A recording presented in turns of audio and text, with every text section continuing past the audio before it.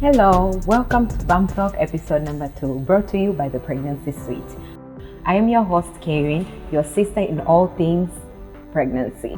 If you're new in this space, BumpTalk is all about reassuring pregnant women throughout their journey. That is for expectant mothers and fathers. Today's episode we are diving deep into the foundation of nutrition. What you eat, how you eat, what does the baby need? Not only during pregnancy, but throughout your journey. I am talking before and after pregnancy. Today, we are here to unpack it all the mysteries and all the myths that you all believe during nutrition times. Thank you.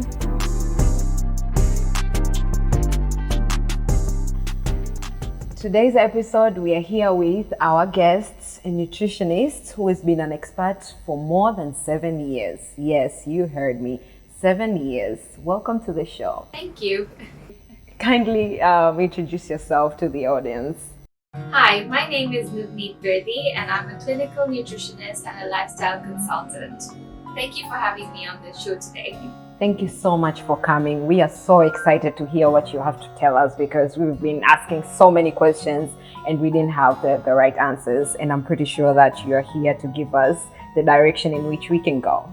Can you briefly explain the concept of 5 trimesters and why nutrition in each stage is uniquely important? So the 5 trimesters are actually starting from preconception through pregnancy and postpartum. So the first trimester, the 0 trimester, is a preconception period. Many women miss this phase because many have unplanned pregnancies. So this trimester would work best for a planned pregnancy, where you are preparing your body to go through the whole stage of pregnancy, making sure you're meeting your nutritional needs, your energy needs, and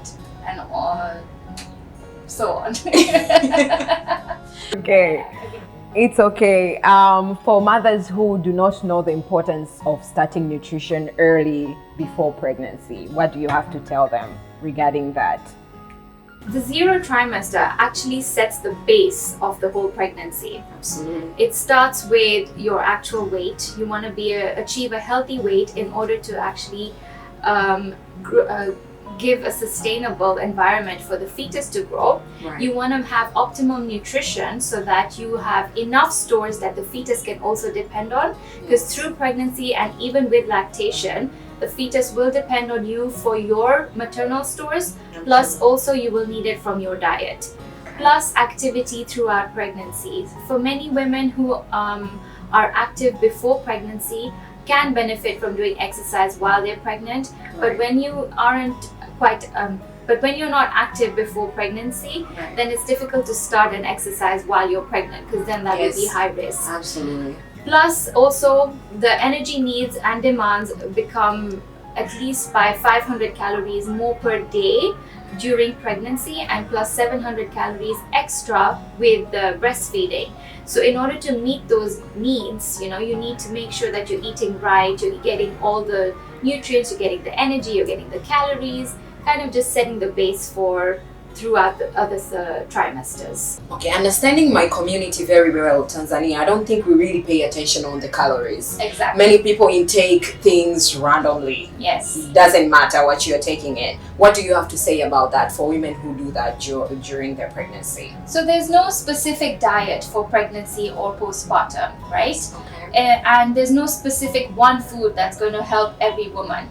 But in a nutshell, you want to be able to have a varied balanced diet to include a lot of the multivitamins, the supplements, the protein, the energy, and all the other vitamins and minerals that you need on a daily basis, which most of us quite lack because we're very busy with our daily routine, with our work life, with less activity. It's really hard to keep up. Exactly. Skipping meals is a habit. Mm-hmm. It's difficult to even have a routine with your breakfast, lunches and dinners.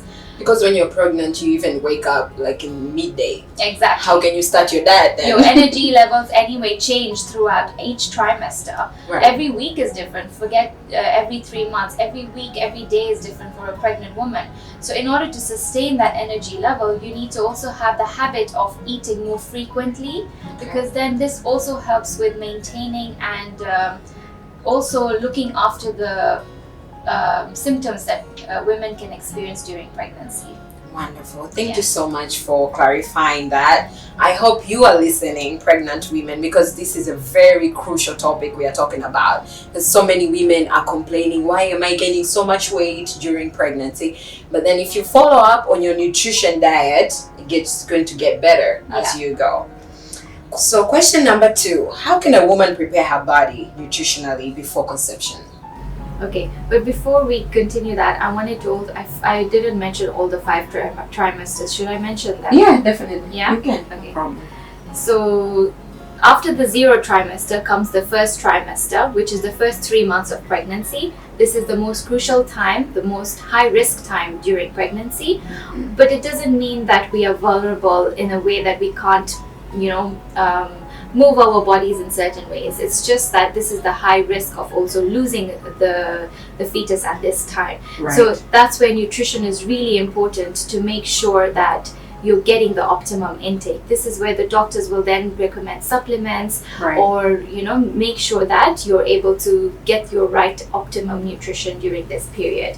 Then goes the 3rd trimester, is now the 2nd trimester of our period. Of our pregnancy. sorry. Let me say that again. That goes into the 3rd trimester, which is the 2nd trimester of pregnancy. Right. And that's the next 3 months. Then the 4th trimester is the 3rd actual trimester of pregnancy, and the 5th trimester we're talking about today is the postpartum period. Yeah. Which is a very sensitive one, because many women want to know how can they lose weight. Exactly. So we are here to answer all the questions regarding that. So moving on, how can a woman prepare her body nutritionally before conception? Okay, so naturally, as we know, health is wealth, and it's all about creating a balance. Like I said, there's no specific diet for this period, but yes, it is really important to incorporate some certain nutrients during this time. So you definitely want to make sure that you're meeting your protein intake per day. This can be calculated according to your weight, according to your health status, according to if you have any underlying issues. So protein is especially important. Energy is especially important. I know a lot of people, once they get pregnant, the biggest worry is, I'm going to get fat. Yes. So here we want to look at gaining the right weight and not gaining the unnecessary fat. Yes. A lot of women think that now I can eat whatever I want because I'm allowed to eat for 2. Absolutely. But if we're a bit careful of how we eat, that food is also going to go to the fetus for the development. Thirdly is now the multivitamins and the minerals. So iron and folic acid are especially important during this time, throughout pre-pregnancy, during and post. But especially in the first 5 weeks, which unplanned pregnancies no one is aware of. They don't know that they're pregnant. Absolutely, yes. But iron and folic acid. Which is the category that we are in. Exactly. Most of us in Africa. Exactly. So to make sure that you are getting the right amount per day is simply by eating your greens, by eating the complex carbohydrates, by eating fruits and vegetables on a daily basis, because we need them in a small amount. Absolutely. And then iodine is also another thing. So now salt, we're living in Dar es Salaam, we're sweating throughout. The iodine comes out naturally through our sweat. So it's important for us to have iodized salt rather than to have just normal table salt. Because the iodine is especially important for spinal cord development and brain development. Same for folic acid. It's especially important for brain and spinal cord development. And then vitamin A, B, C, all of these. Basically, the whole balanced diet is what we really want to look at. Yeah. Okay. You mentioned about protein, and I was thinking there are women who are saying that they don't have appetite during their pregnancy. How can they eat differently from everybody else? Is there any other option for pregnant women to get nutrients into their bodies except from food? Like, okay, you say protein, maybe they're supposed to be eating vegetables. And remember, I got a client here at the pregnancy suite, and she said she cannot eat vegetables. She does not have that in her. She tried, and every time she takes in vegetables, it comes out. So how can you help somebody like that? Do you think blending the food would help her to eat, or what would you suggest for them to do? Well, one change that all women do, or most women experience through pregnancy, is a change in taste. Okay. So when they experience the change in taste, usually it's a metallic taste. So it just feels very uncomfortable after Right. every meal, no matter what. That's where the cravings come in, because the sweetness helps to get rid of that metallic taste in the mouth. Right. So any bland food that they might eat may make that metallic taste worse. So that's where now aversions and cravings and all these things may creep in. It could also be a nutritional deficiency that's causing it. Right. But when it comes to not being able to eat specific foods, there's not only one way we can incorporate it in our diet. We can always be creative, Absolutely. and we can always find other ways where it's not visually seen on our plate, but it's hidden. So instead of popping pills and supplements, because even that, it's not really food. It's not really food. So Right. you're not really getting the same benefit as you would Yes. get from an organic, natural food. Absolutely. So there's always ways we can, like you said, blending the food would be good. So if she struggles with having vegetables on her plate, Right. I would recommend that she blends the vegetables into them choosy. Right. You know, then it's not visible. She knows she doesn't have to eat it, Right. but she knows that at least it's part of them choosy, right? Alternatively, she can make a juice out of it. Absolutely. Fresh, 100% natural with no added Green sugars. juice. There's no problem with that.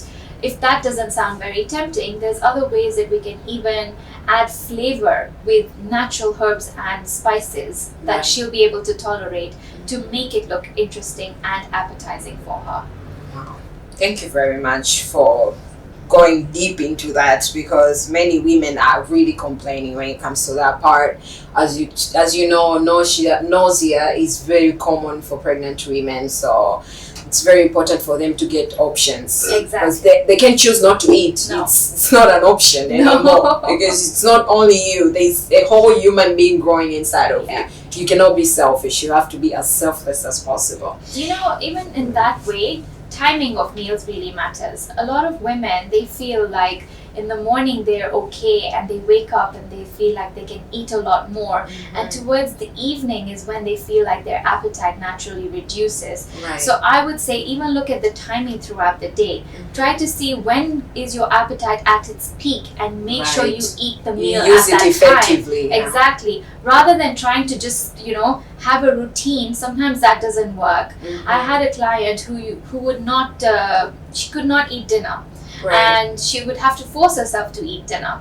So if she would eat eggs in the morning, she would throw up, she would have nausea. But the same egg at night was tolerated.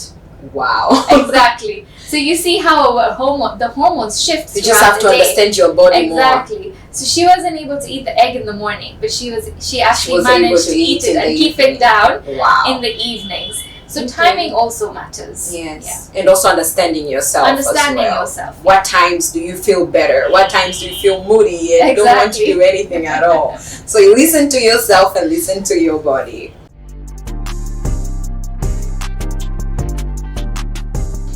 What lifestyle or dietary habits should be stopped or started during this stage? Preconception. Preconception. Okay. Preconception, we're making way, we're making a safe space, we're creating an internal environment for a human being to grow, in. right? So in order for us to have the right environment, Right. obviously we want to have zero toxins in the body. Mhm. If you have any underlying inflammatory problems, then you want to reduce inflammation. By Right. that, you want to have good breath work. You want to be able to breathe comfortably. Today I think we've forgotten how to breathe. Breathing is a natural. Absolutely. Take your time. Yeah. Should we do that now? Yeah. Yes, it makes you feel so different. Let's do that. Yeah. Let's breathe in, breathe out. Okay. I And while feel brand you new. were breathing in, did you feel the breath going up to here or Yes, up to here? I felt it all the way here. Exactly. That's most important. You're breathing into your lungs. But when we're breathing today, when we're doing anything else, you're Right. breathing in and out. Even a quick breath will Right. just stop here. That's actually not breathing. That's just half you have to breath. let it all the way out. Exactly. Yes. We are not letting things out entirely. We have to do that more often, people. And the reason why I'm suggesting this, Yeah. though it's not nutrition related, it's Right. lifestyle related. You know, it's helping you to manage your stress. Right. Pregnancy is a form of stress. Now, stress is not always a negative word, right? Absolutely. It's a stress in terms of a change in your hormones. It's a shift of your hormones, right? Which is necessary. Exactly. So in order for your body, it's a shock to the body because it's not a natural thing. It's not a usual common thing. Yes. So once the pregnancy hormones start to elevate, your body is like, whoa, what's happening? Why am I feeling this? Or what's going on, right? So when you remember to breathe, it calms you down. It calms Yes. those stress hormones that are causing worry to relax. And then you feel like it's a breathing, like It's not a a pass. wildlife. It's more of Exactly. a calm and Like this is natural, composed. this is normal, this is okay. Yes, I'm not the you're only one. okay. going You're through not gonna die. Yeah. It's not gonna be easy, but it's not gonna be the hardest thing that you've ever done in your life either. So I think we just need to sit down and take a deep breath. Just take a deep breath. It's okay. It's okay not to feel okay. Yeah. I don't know why people feel like it's not okay to feel okay. Yes, It's okay not to feel okay. I mean, it is. you can be absolutely out of the mood, but you can live a life. Exactly. So Yeah. choose to feel okay, even if you don't feel okay. And obviously what we want to stop are the obvious things like the bad habits, you Right. know, the smoking, alcohol, no activity, living a sedentary lifestyle. It's not easy, especially if the life before that was based on that area. Exactly. So we understand for those who are used to drinking and smoking, as she said, and then all of a sudden you can do none of that. Yeah. And your body's going bananas on you. And Yeah. now you have to keep up with all these mood swings or these emotions that keep on flowing as you go. Yeah. I know it can be a little bit overwhelming, but trust me, just take a deep breath. You will be okay, mama. You got this. So what are the most critical nutrients throughout pregnancy and why? So, like I mentioned, the proteins are one of the most important nutrients, and you get plant proteins and animal proteins. So, Right. animal protein can come from eggs, fish, meats, and chicken. Right. But now, when it comes to eating fish, you want to have the low mercury fish. This is Right. more mainly from the smaller fish or white fish. Right. The bigger fish, like kingfish, is a big no-no for pregnancy Right. because that has a high mercury content, and mercury can pass from the placenta to the baby. Oh. So, and it's toxic, so it's not recommended. Whereas the smaller fish are more have lower mercury to no mercury content, which is good enough. And then there's eggs. Yeah, eggs are very good, high in protein. Chicken, red meat. But again, when it comes to red meat, you want to have it without the fats. The nundu is does not count Nunu as is not recommended, nundu guys. is not red meat. Chicken without the skin as much as possible because you want to gain the right weight. You want to get the protein. You don't want to get the fat from the meats, right? We get naturally sourced plant proteins as well. The marage, the dengus, the jugumawe, and the jigere, and all of these are very good rich sources of protein too. Okay. And then we have the complex carbohydrates. These are now again vyakula vya wanga, Yes. right? You got it that right. And that I know is quite a staple in everyone's plate. There's always wanga. Ugali, There's ugali, there's bali, cassava, there's mihogo, there's ndizi, there's mkate, or always Exactly. in any African house you must find a cassava. Lazima upate muhogo. So I understand. That's very important. So let's keep the pace, guys, please. But now when we're including those foods, we want to combine them with these other ones that we're mentioning. We don't want to eat only the wanga. Yes. We want to combine them with the proteins and the vegetables in order to balance the plate. Perfect. Then we have the folic acid is a very important. Folic acid, iron, and iodine are one of the most important, plus selenium. Most important nutrients to include in the 0 and the first trimester. So these are rich in from sources like fruits and vegetables, all different colored fruits and vegetables. Try to eat the rainbow. You know, when we look at the rainbow, we're looking at different colors. We have the greens, we have the blues, Blues are not commonly available, but the purple, the red, orange, and the yellow. So try to get all the colors of the rainbow in your plate, not in one plate, but throughout the week. At least try to vary that out. So folic acid is higher in green leafy vegetables, mboga za kienyeji, right? So the matembele, chicha, and which are the ones? Spinach. Exactly. Okay. And also the grains, even the beans, peas, lentils have high folic acid because it's a B vitamin. So they're quite rich in that. Right. Fruits are quite rich in B and C vitamins, so those are good as well. Okay. Iodine comes from the salt that we take, right? Plus also some fish, but mainly the salt. Iron comes from now the proteins, so if we include the meats and the chicken and the mayai and the proteins, those are also high in iron. Okay. Nuts and seeds are also a good source of folic acid, plus all these vitamins. But for those who don't understand nuts, it includes nuts, what? So nuts are now things like karanga, cashew nuts, and then there's also seeds like flaxseed, pumpkin seed, sesame seed, sunflower seeds. You see big yoyote. Those are good as well. Okay. So one thing to keep in mind is, especially in the first trimester, right, you want to avoid eating raw nuts and seeds. Okay. Especially because most women can get bloated and constipated. So it helps with a good digestion. Okay. So it's better to soak the nuts and the seeds if you want to eat them, or grind them into a powder and then add them to add in a smoothie or juice. You can do it you can add it to your uji, you can add it to the smoothie, you can add it to your soup or your mchuzi. Any fluid that you're taking, basically. Okay. That way you're enriching your diet. The whole point of all the trimesters is to eat an enriched diet.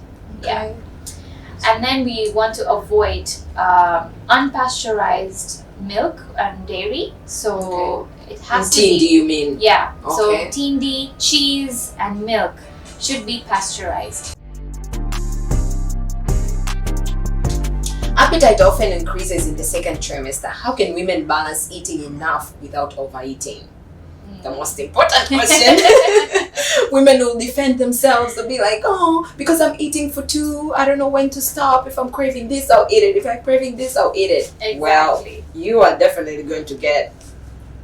Well, in the first trimester, you're definitely not eating for two. Yeah? It's a myth to say that you're eating for two.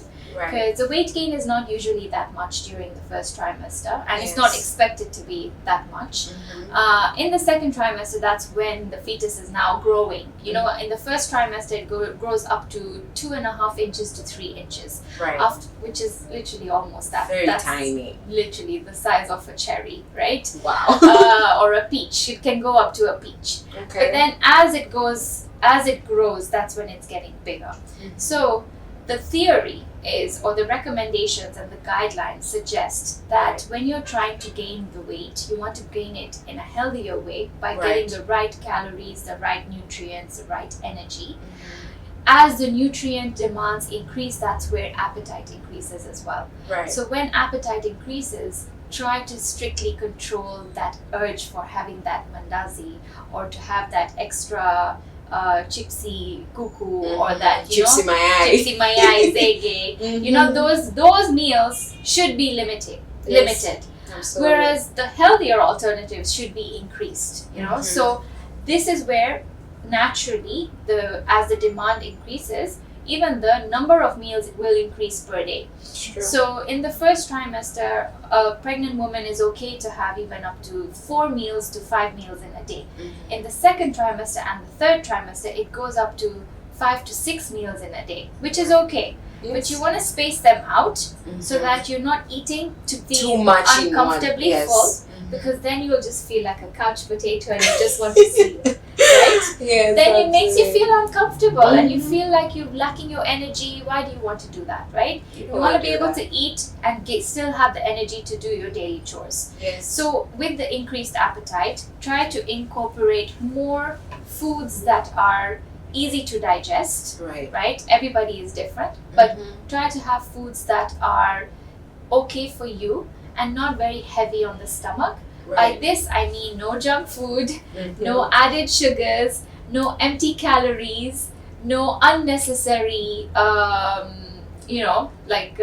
intake of food. But I think on the junk food part, you're going to have women are going to have a disagree. Exactly. Kind of mentality. But I hope you're listening to us, because it's very important what we are telling you here. I know it might sound funny, or we are trying to make it sound funny, but on a real, you don't want to overgain, because postpartum is going to be so hard for you. Now you'll be like, what did I become? While you could have avoided it, but then you didn't. You chose to have that body, and now you are blaming yourself, or you are loving yourself less over something that you had control over. So we just wanted to insist on that and make sure, if you don't want that big body postpartum, make sure you take care of yourself. A lot of women also forget to drink water. And water is very important. We insist every time when we get a client here, we tell them, drink water. Water is not only important for ultrasound, because it helps us to see the baby clearly, but also water is important throughout the journey, because that water is you sharing with the baby. So if you don't take enough water, the baby is dehydrated as well. So that is affecting the baby and you. You might even lose the baby along the way if you don't take enough water. The colostrum, which is the first milk, usually starts production by 6 to 7 months. So that's already into our third trimester. But second trimester is where I usually recommend my clients to start building the habit of having water throughout the day, because then this will already build a habit of having fluids throughout the day, and then they get used to having it when the time is right to feed their babies. Because that is also what's going to help with milk production. Yes, absolutely. Thank you so much for explaining that to pregnant women. I hope you're listening. I hope you're taking notes, because I don't want you to come here and complain about having that postpartum big body while you had control over it.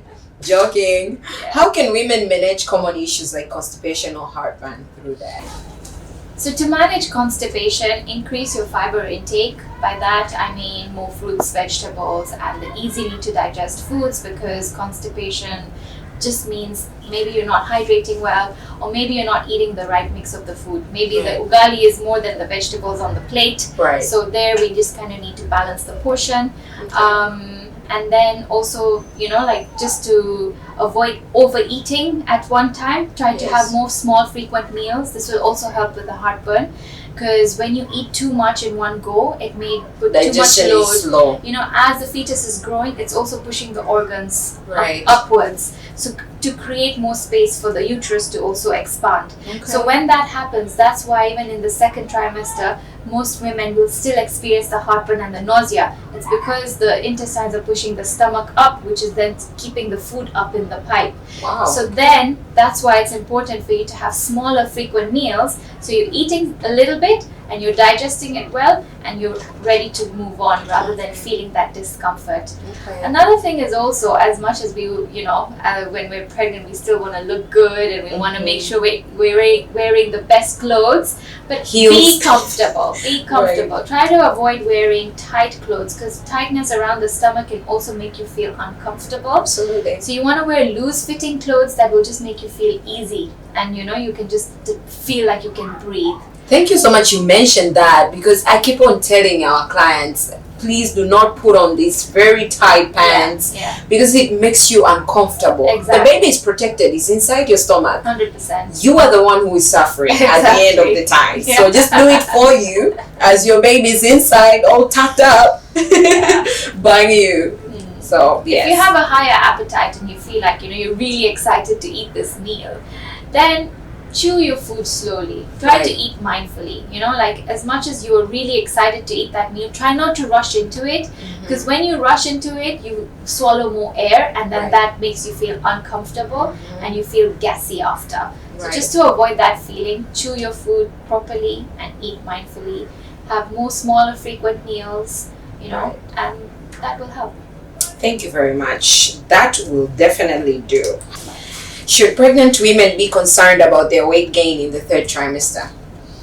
generally, overall, throughout the first trimester to the third trimester, it is important to gain weight, and you want to make sure you're gaining the right weight. Yes. Sometimes the number is unknown.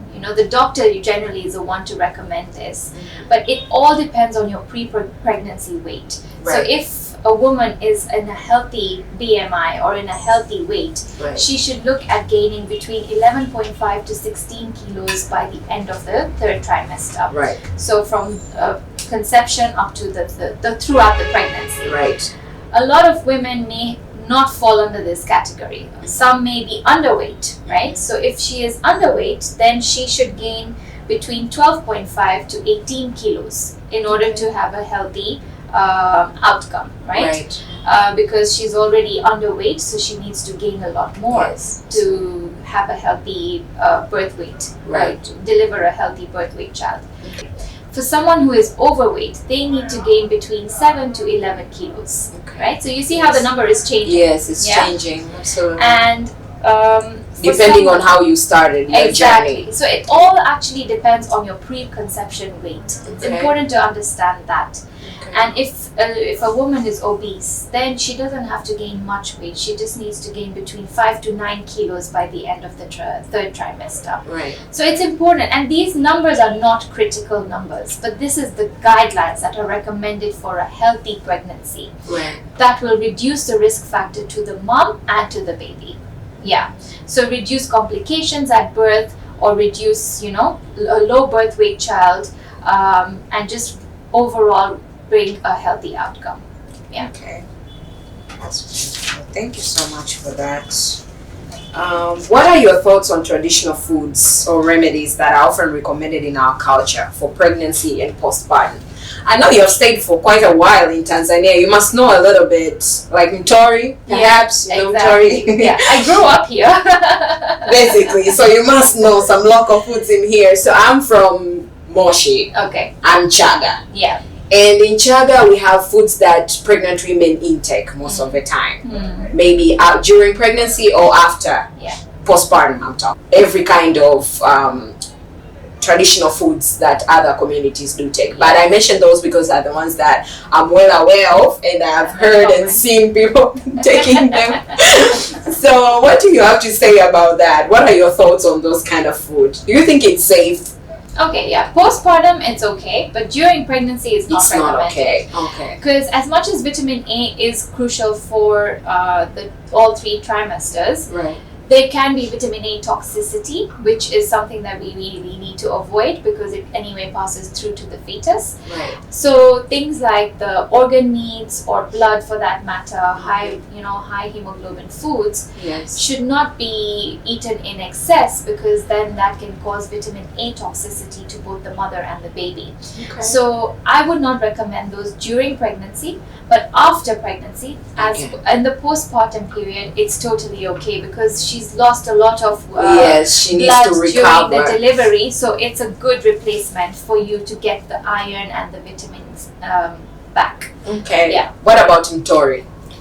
That is actually a very high energy dense. Is it like a porridge, or is it? Yes, just like, it's more like a porridge. Yeah, exactly, like a mix, right? Yes, it's a mix. So that's actually a very good option to take. Okay. You can take it throughout the pregnancy or even postpartum. Okay. What I would do is I would make it less carb dense, Okay. and maybe mix the DZ with the meat and add some vegetables to it for easier digestion. Okay. And the nut powder that we talked about, we can Mhm. enrich the mtori with the nut powder to make it nutritionally complete. Okay. That way it's a whole meal, and even uji for that matter. So if you make a basic uji, the uji wa ulezi, right? You can either make it with milk, or I'm not sure how the traditional methods are. They usually make it with milk or with water, right? So you can add the milk or the water, and then you can add peanut butter to it. Again, that's going that the mom is able to tolerate peanut butter and she doesn't have allergies. Moving on, are there any popular pregnancy or postpartum nutrition myths you would like to bust? 100%. Me too. Let's get into it. I am so ready. Are you ready? You should be ready, guys, because it's going to be exciting. Anyway, moving on. Stay tuned for busting myths about nutrition during pregnancy. Are you ready for the busting myths? Here we are. My name is Karen. And I'm Navnit. And we are here to answer all your questions. Does she actually eat for two? Sometimes, but sometimes not. So it depends on the trimester. In the first two trimesters, she's not eating for two. But in the third trimester, she's definitely eating for two. You heard. A pregnant woman should avoid exercise. Yes and no. So if she was already exercising before pregnancy, then she can continue exercising. But if she wants to start exercise after getting pregnant, then it's a no. Is caffeine safe during pregnancy? In limitation. So the limits is usually 1 cup to 2 cups of light tea or coffee per day, and it should not exceed that. All herbal teas are safe. Not all, especially chamomile, peppermint, and raspberry leaf tea are not recommended during pregnancy, but if you make a homemade natural herbal tea, that's fine. Eating gassy food will make baby gassy. Definitely not. When you're eating, the food is passing through the digestive system and then mixing into your blood, creating the milk, and then going to the baby. So gas does not come from the food to the baby. But yes, if you are gassy, then it's most likely that your milk will contain a little bit of gas. If breast milk doesn't start immediately, does that mean it's not enough? No, that's not what it means. Give yourself some time to heal and allow the baby to actually attach themselves to your breast, and that will naturally start the process of breast milk. The baby does not need to start with 1 cup of milk.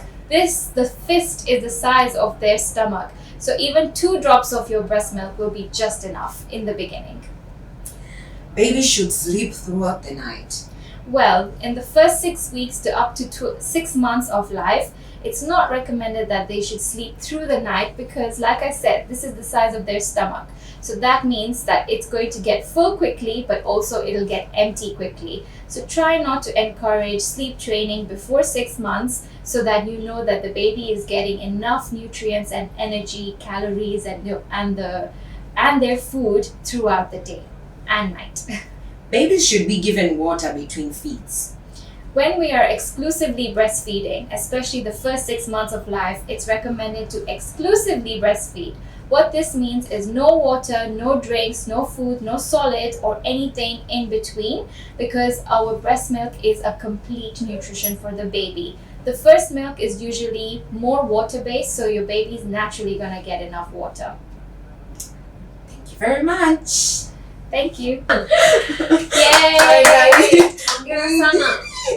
Oh my god.